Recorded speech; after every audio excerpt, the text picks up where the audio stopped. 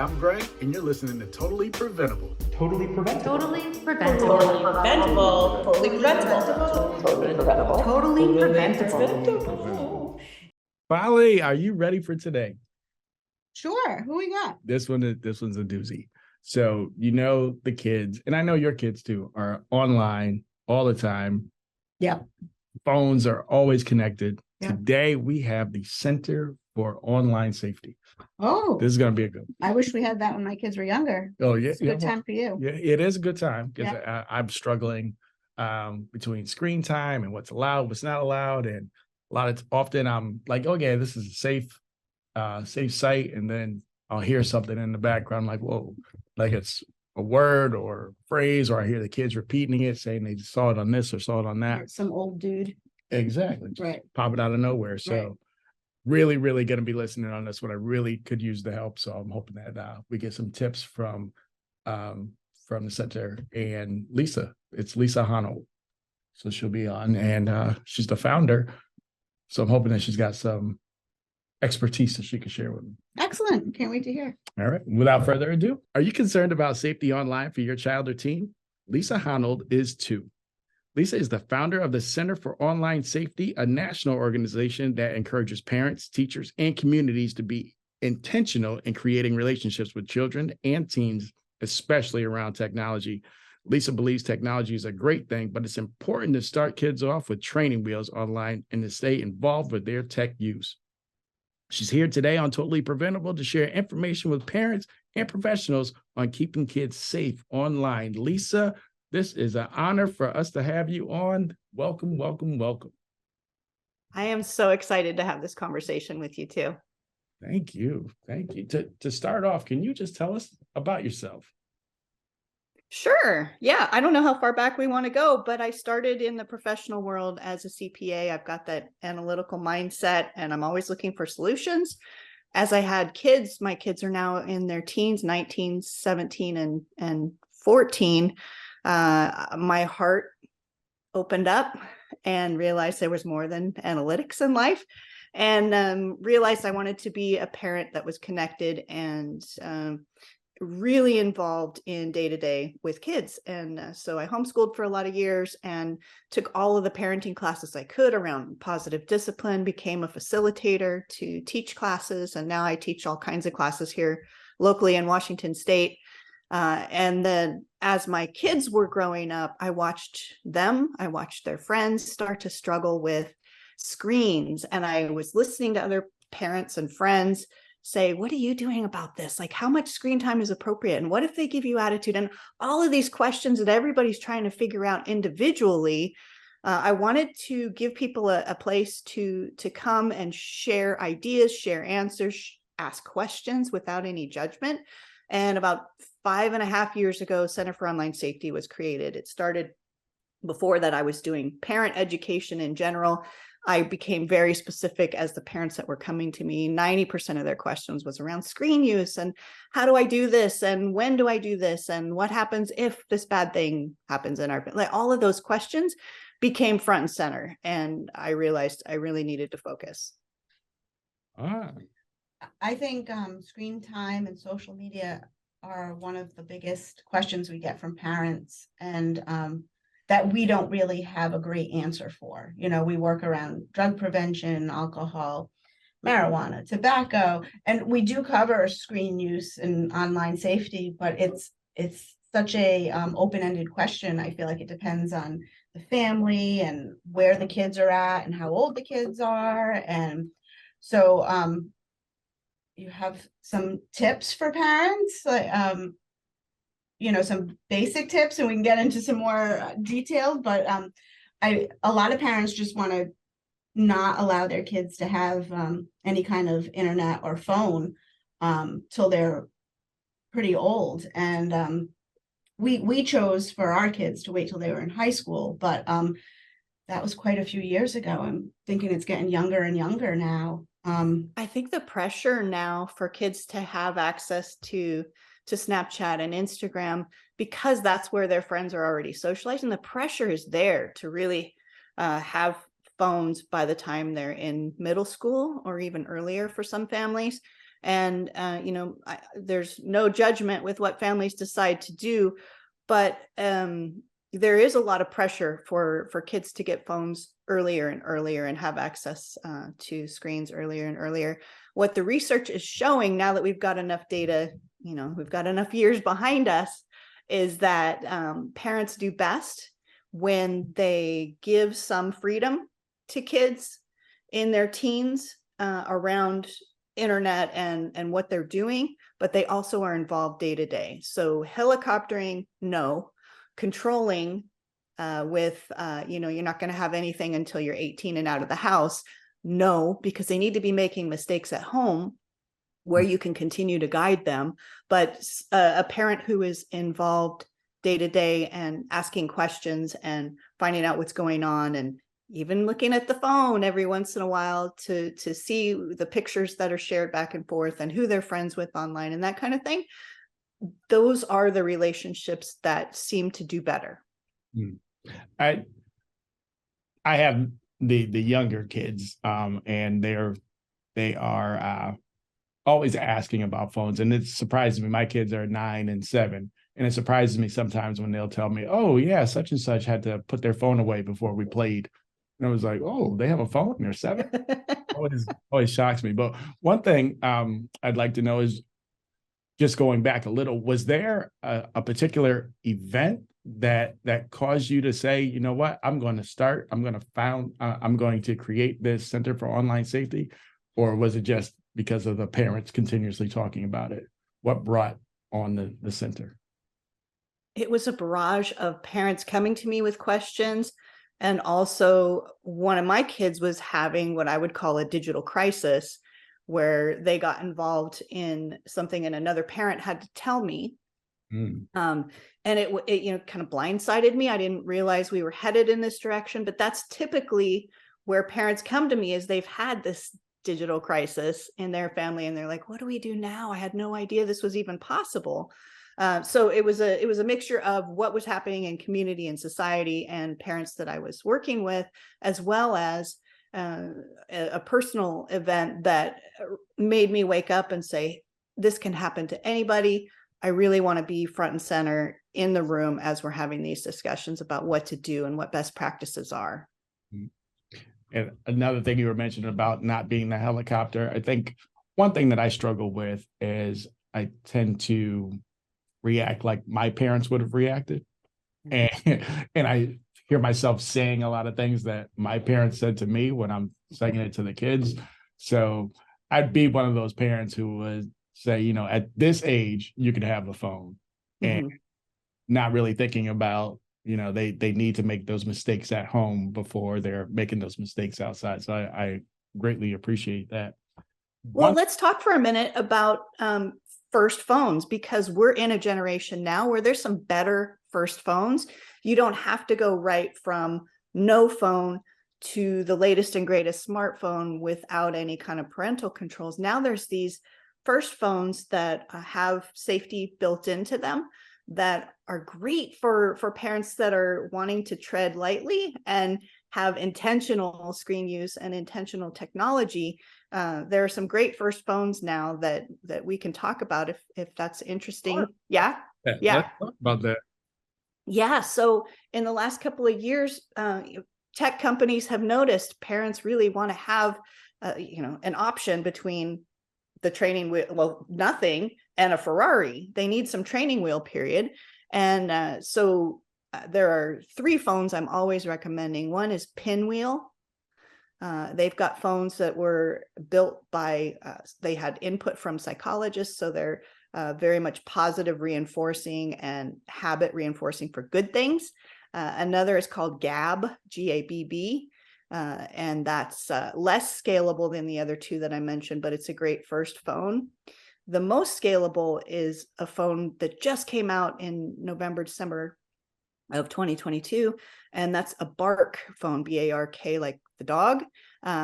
What's cool about it is it's scalable, so you can lock it down to begin with and then give them social media and things as you feel like they're ready and you're talking about the issues that are there.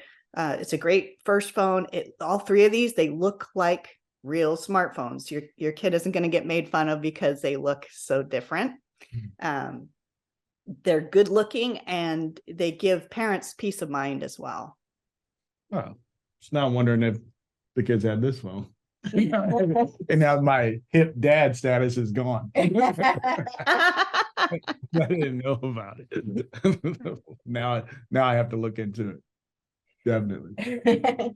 I'm assuming these phones, because this was going to be one of my questions, is even if you think you're tech savvy, a tech savvy parent, I feel like kids are just light years ahead of us. So these phones that you recommend would help a parent with those issues. I know, like my kids are grown adults now, and they tell me about, having email that your parents don't know about, hiding things in a calculator app, all these, ways to dupe your parents. And, I believe it. I wouldn't know to go look for a fake calculator app, or I mean, I wouldn't have then, but, so these phones will help parents with those situations. Exactly. Because they have parental controls built into them. You can't just go and Google, how do I get out of this app, or what do I do to trick my parents and be sneaky? You can't just do that. These phones are built for safety, number one. So it takes that out of the equation. Wow. And that's another reason not to be super controlling once kids have access to smartphones and social media. That level of controlling will make kids get sneaky, right? If they feel like all their friends are doing it and they're not doing it, and there's conflict and power struggle between you, it's easy for them to find a way around the rule that you think you have set up. I want to go back for a minute and talk about the landscape that we're in. It's set up right now. It's not your fault, parents. It's not your fault for where we are with this. We're the first generation to be parenting this level of technology and this pressure, this huge pressure that kids have to be on technology all the time. We don't have a national standard yet. We're working on legislation that's national. But until we get that, tech companies aren't going to behave themselves. They've had lots of opportunities in congressional hearings, in personal stories of parents that have suffered huge, tragic losses of their kids. They've had lots of time to develop prevention strategies, and they haven't, and they're not going to until we have legislation around this. And California is a step ahead of the rest of the country with their age-appropriate design code. So yay, California, that's huge. But until we have national standards, it's going to be hard to just go piecemeal. I would so much rather have, this national legislation. But I mean, you think about the system being rigged. We've got hugely addictive games and social media sites where they're rewarding kids for coming back day after day. So your Snapchat streak has to continue every day. There's pressure there. And games, you get things unlocked if you come back every day. There's, the social rewards that kids get with the likes and the comments and the things that make them feel like they have social status. There's the lack of good, solid, effective parental controls that give parents false confidence that they're able to really protect kids with what we have. We don't have enough yet in parental controls. And the fact that kids, they want to be doing what their friends are doing. Lots of kids would like to reduce their screen habits, but it's hard when all their friends are there. Like, how do we start this revolution to get kids off of their phones when everybody else is there? Even if they want to, it's hard to take a break for longer than a couple of days because they miss out. Right. Wow. I feel like the pandemic as well didn't help, because we wanted our kids to be able to socialize, and if they couldn't socialize in person early in the pandemic, they could stay connected with their friends through social media. So it was maybe even encouraged more, reach out to your friend, be on Zoom, that kind of interaction. So Yeah. we're kind of given, I don't want to say a mixed message, but we were promoting the connectedness with social media, and now we want them to scale it back. Yeah. And I think it's fair to say COVID, all rules went out the window between schools that were handing out Chromebooks and doing everything online virtually, and us saying, we want you to stay involved in your community, and to have active friends, even if they are just online for a little while. That was what we had to do. And one of the things that helps now is to say that was then, and this is now. Now we can look around. We're in a different time period. We can get back face to face in person and reevaluate what's working and what's not with technology. And I'm not anti-tech at all. I'm not anti-social media. There's a place for everything. It's just how can we be intentional about this and make sure that kids are getting the best of technology, and the rest of their life is fulfilling, and they know that they matter in real life. They know that they've got friends in real life. I like that you mentioned the addiction, like the social media addiction or gaming addiction. I read how when someone gets a like, that dopamine in their brain, that sense of reward, it's almost like a hit of a illegal drug or a substance. And I never heard it that way until this particular time. And then just imagining that, like seeing that like, and then the disappointment that comes when you post that photo and you didn't get the like, how that just completely drains. So I loved hearing you talk about that. What are different for the parent who may not think, my child has too much screen time, there's no dangers with screen time. What are some of the harms, some of the dangers that you've come across from youth online?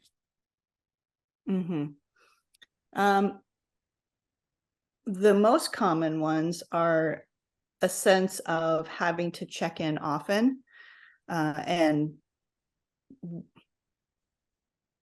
what's the word? Having to check in all the time, fear of missing out, that FOMO idea of my friends are doing something cool and I'm not, and I need to be online all the time. So there's that anxiety, that sense of, if I'm not checking in, I'm missing out. That's pretty much every kid has that sense. But you go from there, my brain is going all different directions. You go from there to the most extreme examples of, severe cyberbullying and kids who think that drugs are available online. Drugs are available on social media. So sometimes kids order a pill thinking they're getting one thing, and it's laced with fentanyl, and that's the end. And it's poisoning. It's nothing that they were looking for. So the harms range from kind of everyday what's happening, that sense of I've got to be online all the time, all the way up to kids are dying because of this, and relationships are suffering along the way because parents don't have the tools to help, and they don't have the training to guide alongside the child and the teen. Thank you. Yes. I went to a presentation, must have been 8 or 10 years ago. So tech has come a long way since then. And it was on the dangers of social media and your child being safe and anonymous online. And at the time, so again, 10 years ago, this gentleman was able to get on a young woman's social media that her parents had thought was pretty locked down. And he was able to locate their house, like, through Googling some names and some locations that she was at. right down to a photo of her with her curtains in the back, and he was able to pinpoint what room in their house was her bedroom. Scary. And that was 10 years ago. So I'm gonna sound like a fear, like I'm trying to put fear in everybody's mind, but it must be so much worse now. People are able to locate people so quickly with snap maps and locations and Google Maps. And are there any tricks or tips to keeping your kids safer, or teaching them how dangerous it is for people to know who you are or where you are without, scaring them to death? That's a really good question, Polly. One of the best things that they can do is turn off their location when they've got devices, to turn off their location, to talk about snap maps. And yeah, it seems like a fun idea, but the reality is it's not just your friends who could locate you that way. There's a lot of other people that might be interested, not for good reasons. So, to talk to your kids about what location does and what privacy means to you and your family. That's one of the big things. I just saw an article about Google is letting you blur out your house on Google Maps. I'll send you the link because it's an interesting idea for privacy. I don't know. I don't know how that works after 10 years of your house being on a map. Right. If it actually takes effect right away, or how that works. But it's a great idea. I think best practice would be nobody would have their house showing, at that level of detail where you can see everything. Right. Can you tell us a little bit about the circle of safety? Yeah, the circle of safety is kind of the foundational tool that I use to talk about the 5 actions that parents and caregivers can do to stay involved in their kids' tech use. There's 5 actions. They spell out the word family. You want me just to go through them briefly? Okay. Helping. All right. Ask questions along the way. So they spell out family. The first one is filter. One of the best things that we can do at home is to have a filter on our internet at home. There are 2 types of filters. There's the technology one where we've got a filter that's attached to our router at home, or we've got an app that's like the Bark Home app or Circle app, where you don't want to have everything coming in from the internet unfiltered. There's a lot of garbage. So you're going to close the door to a lot of that garbage just by having a filter. The other filter we have is human filters. So we parents can be human filters when we're looking over our kid's shoulder, when we're saying, hey, what's going on? What are you looking at? We can filter. And when we're sitting with kids watching YouTube, oh, that was a weird ad. Tell me about that. Like just having those conversations about what's normal and what's weird, what's abnormal. Oh, look at that comment. That's not what we would do in this family. Having those conversations. So filter. So my first question on filter. Yeah. Now this filter, whether it's the app or a device that you put on the router, is this something where you can customize what's coming in? And is it absolutely switch on and off because if an adult is using the system versus a child using it? Yeah, most of them go device by device. So they're a pain to set up because you have to look at everything that's on your network, on your router at home, and decide, is this my kids? Is this the Roomba? Like you have to decide once, but then once it's set up, it's all good because the devices that you've labeled your kids, you can do things like filter them as a child, and you get more access because you're an adult. Right. Yeah. Right. So we got F. We got F. All right. Move to A. A is for align. This is something that will help as adults. So anyone who's involved day to day in your child's life, whether they're a babysitter, co-parents, spouses, after school care, to talk as a group. tell me what your idea of healthy screen time is for my child. Tell me what that looks like. It's especially important if parents aren't together anymore, if there's two households, just to have conversations and to try to come to an agreement on what makes sense for the health and safety of your child. One parent typically is more involved in the research or the idea that, there are some dangers here. And so to share ideas and talk about your background and what do you think is appropriate, it opens conversations and it lets you present a united front, so that when your child asks, you can already have an idea of what your joint decision will be. You just need to talk it through a little bit more. So that aligning can happen, as early as when kids are babies, starting to talk about, when would a child get an iPad, or what do you think about giving screen time to a 2-year-old at, in the grocery cart as you're going through Costco, that kind of thing. How do you feel about that? Should that be an exception? How does that work? Just having honest conversations about what the standards are going to be. Wow. I gotta say, when I see a 2-year-old in the grocery store watching a movie on an iPad or something, part of me is a little jealous that wasn't around for me when I had 4 little kids in the grocery store. And the other part of me is like, will these kids ever be able to soothe themselves when they're bored without a device? I felt like when my kids were little, my purse was just full of stuff, markers, Legos, whatever, things like that my kids could figure out and keep themselves busy. But when I see that 2-year-old watching a movie because they were cranky, I think, what's going to happen if that iPad breaks, or if they don't have the technology? How are they going to keep themselves busy? And that's the problem as kids are getting into school. Principals are telling me over and over again, these kids, they don't know how to self-soothe.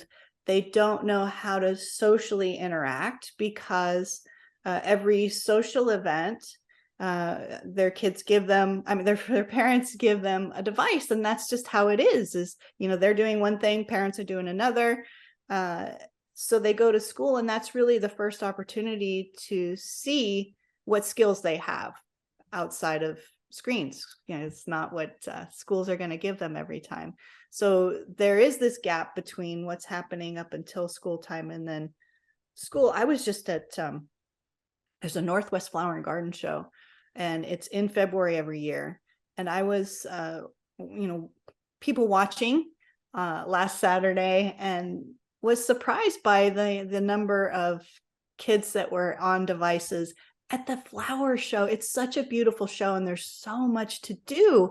I was like, man, this is a missed opportunity for parents to be talking to their kids about that garden, and there's a dinosaur and there's a flower, and getting excited about springtime. It's just a missed opportunity.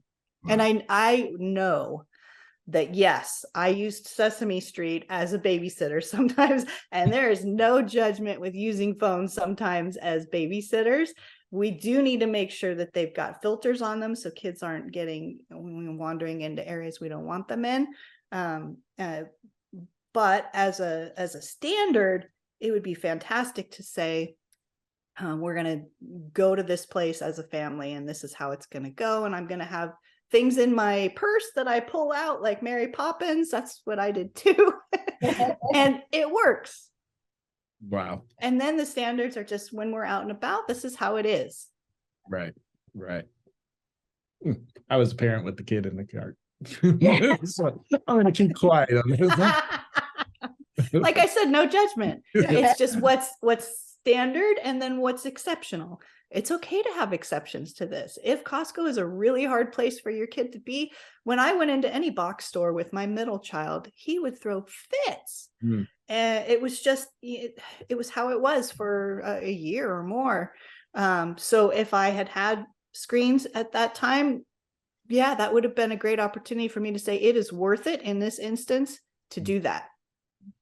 Yeah. No judgment. I've witnessed Greg's kids playing with Legos and coloring this morning. So it's a healthy balance. Okay. That's because they're not in Costco. Without that, I get it. Every brand of cereal would have been in that cart. So. Yeah. All right. So we're on With M? M. Yeah. M is for monitor. And like the F, there's two parts. One is the human monitoring, which is just looking over their shoulder, making sure you understand the types of people they're following, what they're doing, what games they're playing, what they're downloading. So monitor the physical end of things, and then monitor the technology end of things. There are apps that you can use, and I don't recommend spy apps, but there are apps you can use that send alerts when kids may have gotten a photo that has blood in it, or a photo that has nudity in it, or some emojis that also mean things besides just the cute little emojis that they are, or perhaps there's some bullying going on. So it lets kids keep their privacy, but then when a parent needs to have eyes on, it gives you a little window into what they're doing, and how you might want to respond. What advice could you give a parent? Like for children my age, 9 and 7, I think it'll be a little easier for me to explain why I'm applying this monitor, or why I'm monitoring them, or applying the filter. What advice would you give a parent who may be hearing this and has like a 14, 15-year-old, where it may be a little more of a difficult conversation to just spring this upon them? What advice would you give that parent? Yeah, I can tell you have kids, Greg. That is such a good question. And it's a common question, especially from parents who didn't realize all of the things their kids were going to get into accidentally or on purpose. And they come to me after they've given a phone without any of this going on. And they say, what do I do now? Like, I don't feel like I can back up and change the rules. And I say, yes, you can. It's good modeling when you know more, when you know something, to change your decision about it. It's when you know better, you do better, right? It's Dr. Maya Angelou said that. So first thing is to give yourself permission to change the rules as you see things that are not working, to change the rules. I remember years ago, my boys were interested in Fortnite, the gaming Fortnite. And we looked at it together. We played it once together. I was like, okay, all your friends are doing it. It's probably fine. However, after about a week of it, I'm listening very closely. I was over it. And this is personal experience. This doesn't happen in every family, but this is our own little speed bump, right? So when I would ask kids, my boys, to get off, they would start raging. They would throw things. They would be mean to each other. They just had such adrenaline and the need to continue this game nonstop that it didn't work for us. And so we had those conversations. Hey, I'm noticing this, this, and this. And they said, yeah, we're noticing it too. So we're going to take a break for a week. We're going to try it again. And we did that a couple of times. And finally, it was like, it just is not working for us. I made the decision, and now I need to reevaluate it. And that's my job as a parent, is to evaluate the safety and the health, mentally and physically, of my kids, and make decisions based on that right now. And it may not be the same decision I made last week, and that's okay. So that's the first thing, is just to know that you can change your mind, and then to have an honest conversation. Hey, I'm learning so much about the types of pressure that you're under.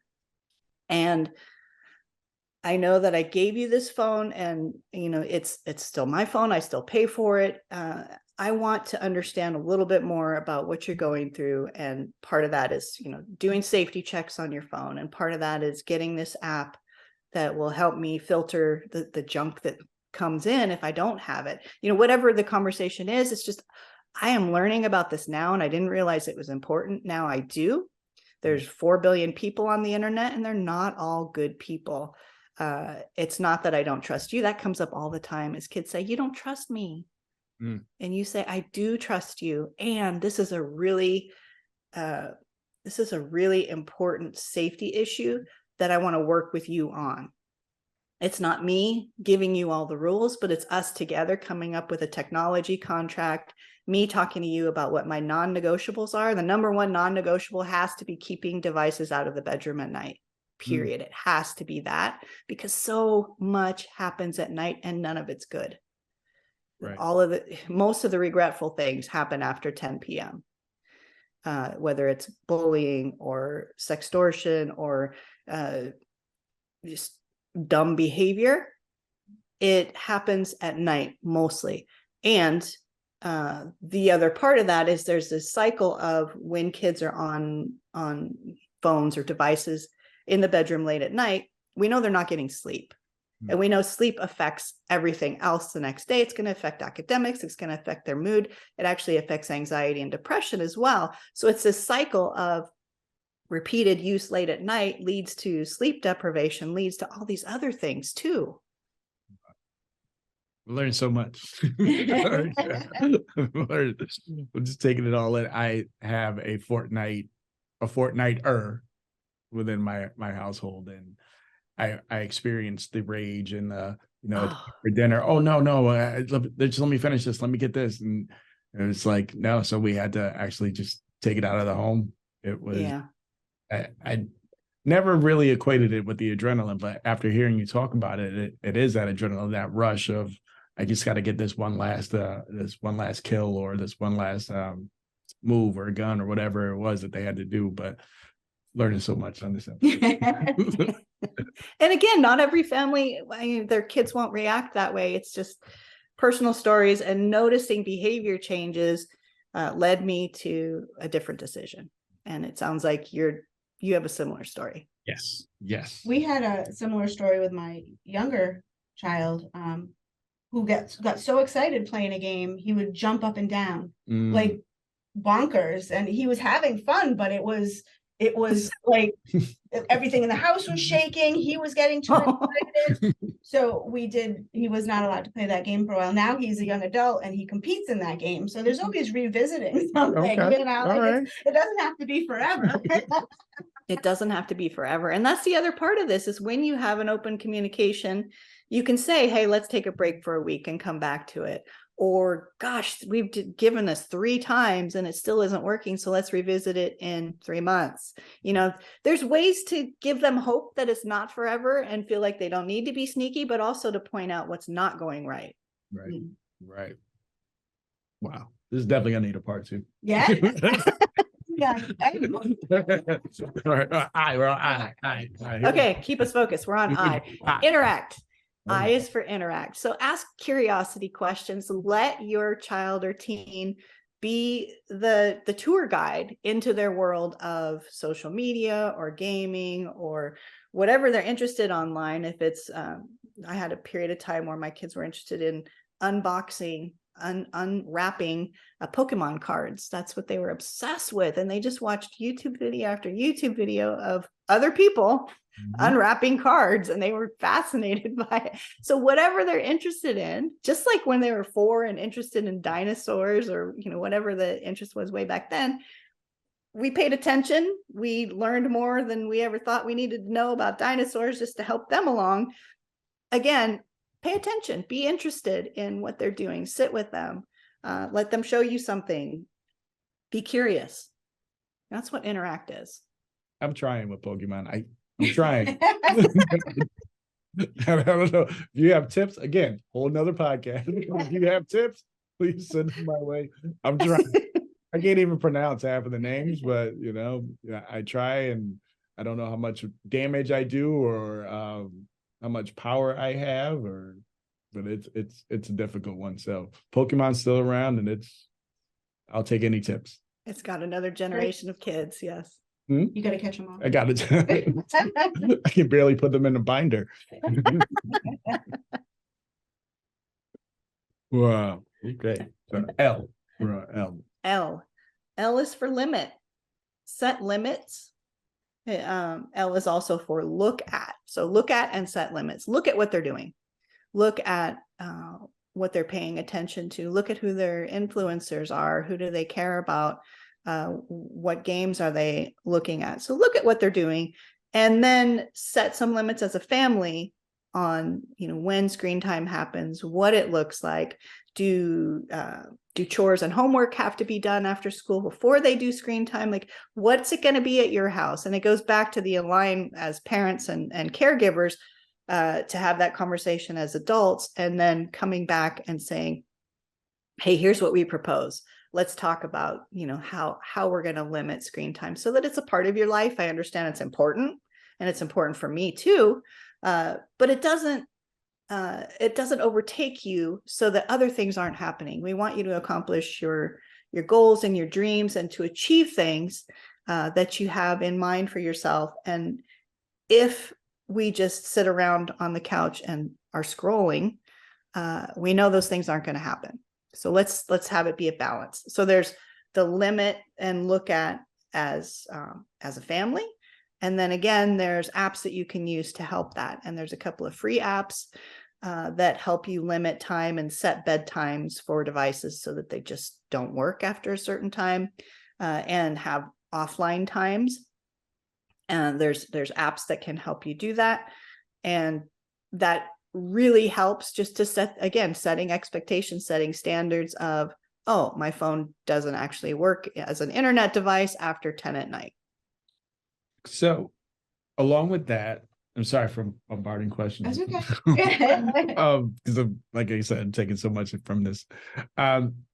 You mentioned something before that goes along with this, and forgive me if I'm saying the wrong name, but a screen contract or an online contract. Yeah, technology contract or screen contract. Yeah. So do you recommend putting all of this into the contract? And should this be like on a board as well in the house, or, so the kids can always be reminded of it? But would you recommend like this entire acronym inside of that contract? Yes, I think the contract should be specific. And I don't think that parents should put more than a few rules in there as non-negotiables. I think a lot of this, you can have a family meeting and talk about pieces of this using the 5 circles of safety. But talking through, what does this look like for our family? When is a good time to take your phone and go through it and, just see what types of messages you're getting and that kind of thing, like helping them see the safety value of that. And also, kids want us to be the bad guys. They want us to have some rules and limits so that they can say, you guys, my mom is so mean. She doesn't let me have the phone until I'm done with my homework. They get to achieve something. They get to do something that's important to them. And they'll catch up with their friends at 6 at night or whenever their homework is done. So it's normal. We set limits all the time when it's not a screen involved. And for some reason, it's hard to think about setting limits in the same way with screens. So we've got regular bedtime limits. We've got limits on candy and, how late they can be out at night and all of these things. We've got limits offline in real life, a lot.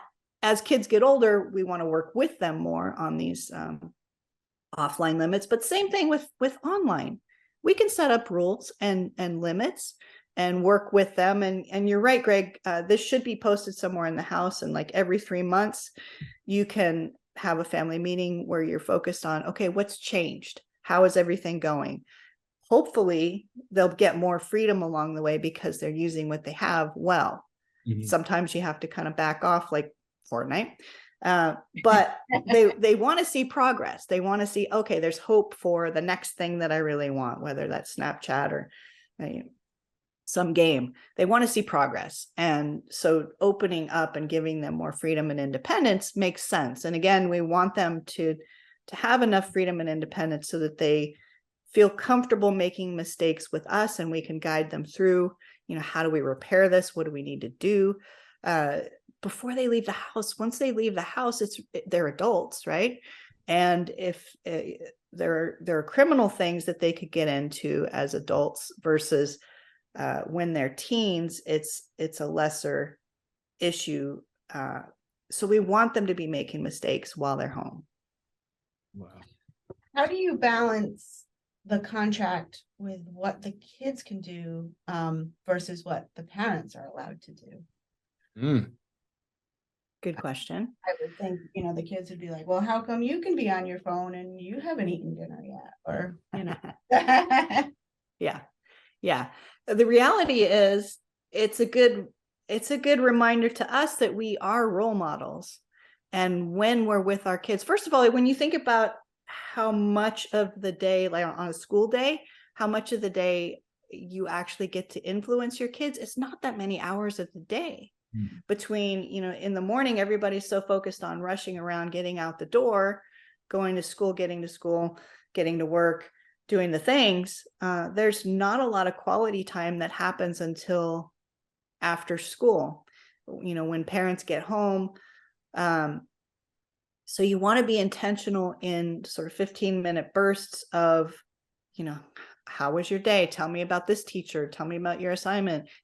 Asking questions that are not yes or no questions that get more than a yes or a no or a fine. My day was fine.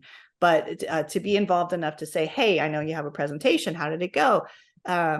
Doing those 15-minute bursts where you are completely focused, you have no phone around, and they see that they matter. They see that they're connected with you.